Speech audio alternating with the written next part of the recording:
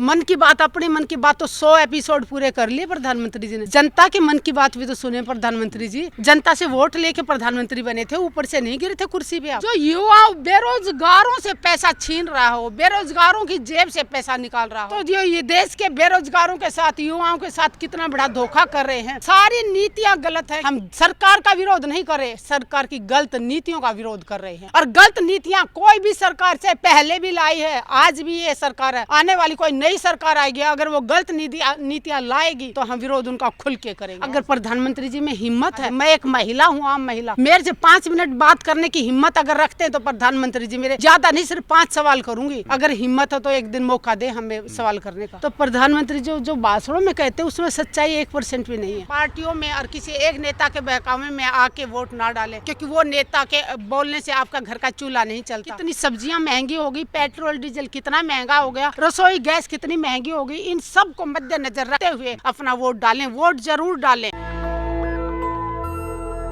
नमस्कार, चुनाव का समय चल रहा है और अभी जो है हम कई लोगों से बातचीत कर रहे हैं। तो हमारे साथ अभी हिसार की जो है एक एक्टिविस्ट हैं, इनको जो कि सरकार आंदोलन जीवी भी कहती है, जो हिसार की रहने वाली हैं, सुदेश गोयल जी। तो हम उनसे बात करने वाले हैं। तो सबसे पहले तो स्वागत है मैम आपका, सुदेश गोयल जी। धन्यवाद जी। मैम, संविधान बचाने की लड़ाई चल रही है, हर पार्टी कह रही है कि हम संविधान बचाएंगे। तो अभी जो ये चुनाव का मौसम है, तो आप इस पे क्या कहेंगी? भाजपा भी है, भाजपा कह रही है 400 पार, इंडिया गठबंधन कह रही है अब की बार हमारी सरकार।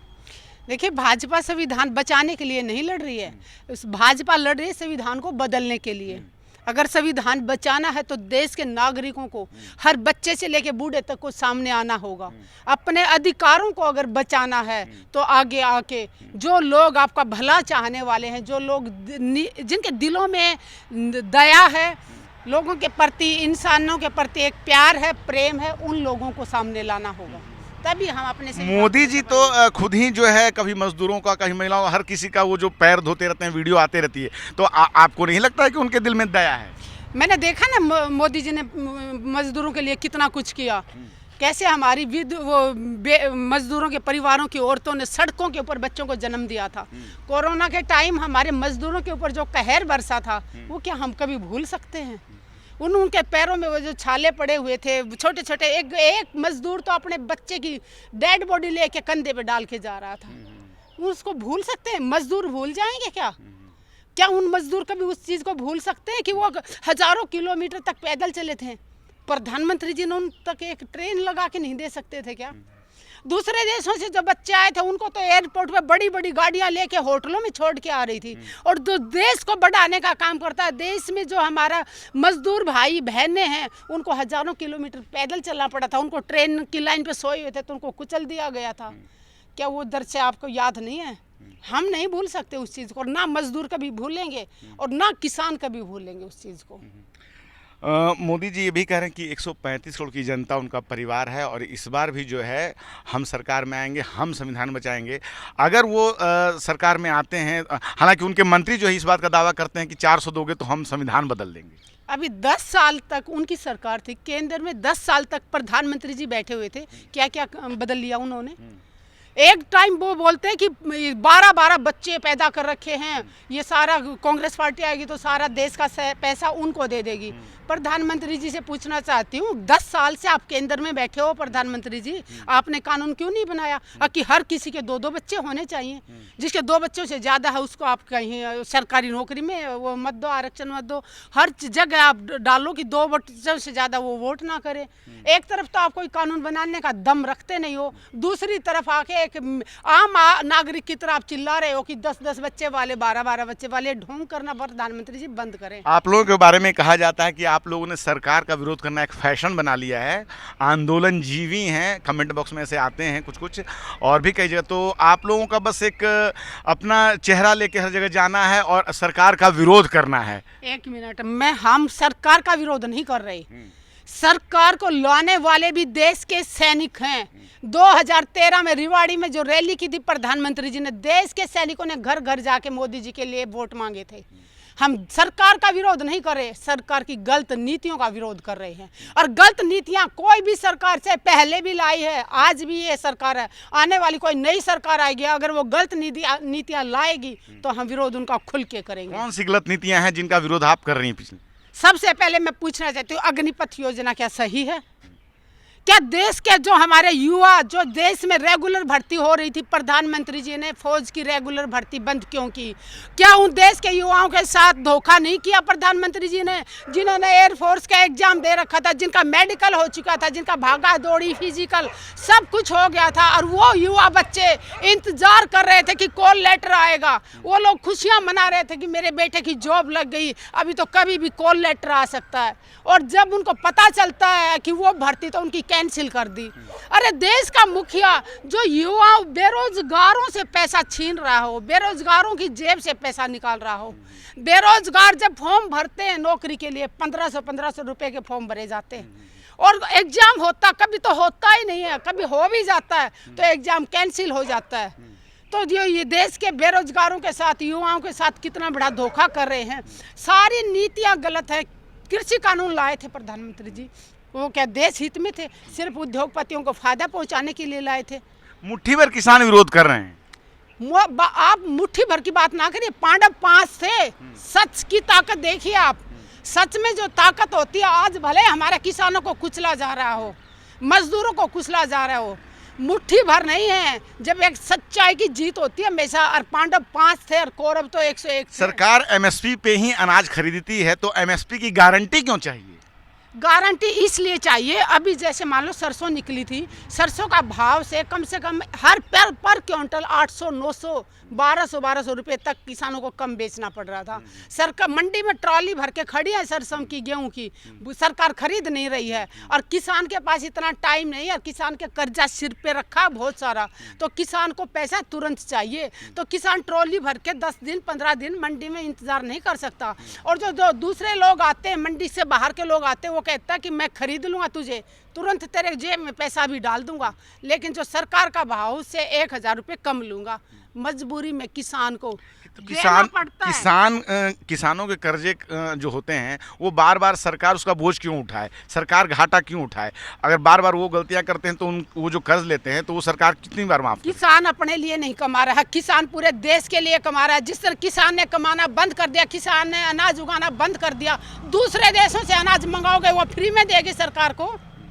क्या दूसरे देशों से जिस दिन गेहूं आना शुरू हो जाएगा, दूसरे देशों से हमारा सारा अनाज आना शुरू हो जाएगा, तो क्या आपको लगता है इसी भाव में आपको देश के लोगों को खाना मिलेगा? देश का अन्नदाता अगर अपने देश में मेहनत करके धरती का पेट पाड़ के अनाज उगा रहा है, तो उसको देने की इनको तकलीफ हो रही है। उद्योगपतियों का क्यों माफ कर रही है फिर सरकार? या तो प्रधानमंत्री जी कहे कि हमें किसी का भी कर्जा माफ नहीं करना।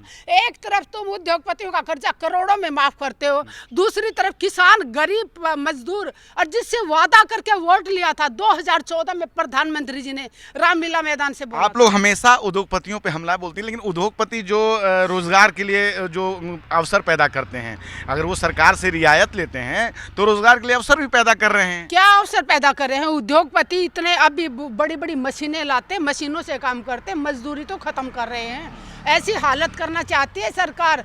किसानों की खेतें को क्यों खरीदना चाह रही थी? कि जो किसान बेरोजगार हो जाएगा वो सस्ता मजदूर मिल जाएगा, लेकिन किसान जाग चुका है। पंजाब का धन्यवाद करती हूँ कि पंजाब के किसानों ने जो हिम्मत दिखाई, जो एक निडरता के साथ उन्होंने अगुवाई की और काले कानून वापस करने में पूरे देश के किसानों ने उनका साथ दिया। आप सेना से जुड़ी रही हैं, 1 रैंक 1 पेंशन के बारे में भी काफ़ी कुछ कहा जाता है, क्या है ये? 1 रैंक 1 पेंशन हमारे सैनिकों का हक है। Same rank, same pension, same service, तीनों चीज़ बराबर होनी चाहिए। जब मान लो एक सिपाही ने मान लो 17 साल नौकरी करी है, तो जब आज पहले मान लो चाहे 10 साल पहले पेंशन आया हो, आज जो सिपाही मान लो 17 साल नौकरी करके आया है, उसको जितनी पेंशन मिल रही है पहले वाले सिपाही को उतनी ही पेंशन मिलनी चाहिए। ये है same rank, same service, same pension. लेकिन प्रधानमंत्री जी ने वादा किया था जो आज तक पूरा नहीं हुआ है। लाल किले से बहुत बार प्रधानमंत्री जी ने कहा कि मैंने दे दिया वो आरोपी, वो नहीं मिला है। प्रधानमंत्री जी ने, हम कह रहे थे कि हर साल रिवीजन होना चाहिए पेंशन का, प्रधानमंत्री जी ने कहा हम 5 साल में रिवीजन करेंगे। प्रधानमंत्री के खुद के वादे के मुताबिक 1 जुलाई 2019 को रिवीजन होना था पेंशन का, जो आज तक भी पूरा नहीं हुआ है। बहुत से भाई बहनों को पूरा अभी तक पैसा मिला नहीं है, जो कि अभी 1 जुलाई 2024 को तो दूसरा ड्यू हो जाएगा। तो प्रधानमंत्री जो भाषणों में कहते हैं उसमें सच्चाई 1% भी नहीं है। अगर प्रधानमंत्री जी में हिम्मत है तो 5 मिनट हमारे देश के सैनिकों को, ये हमारे सिपाही खड़े हैं, इससे इनके सवालों का जवाब देके दिखा दे। मैं एक महिला हूँ, आम महिला, मेरे से 5 मिनट बात करने की हिम्मत अगर रखते हैं तो प्रधानमंत्री जी मेरे ज़्यादा नहीं, सिर्फ 5 सवाल करूँगी। अगर हिम्मत हो तो एक दिन मौका दे हमें सवाल करने का। मन की बात, अपनी मन की बात तो 100 एपिसोड पूरे कर लिए प्रधानमंत्री जी ने। जनता के मन की बात भी तो सुने प्रधानमंत्री जी। जनता से वोट लेके प्रधानमंत्री बने थे, ऊपर से नहीं गिरे थे कुर्सी पे आप।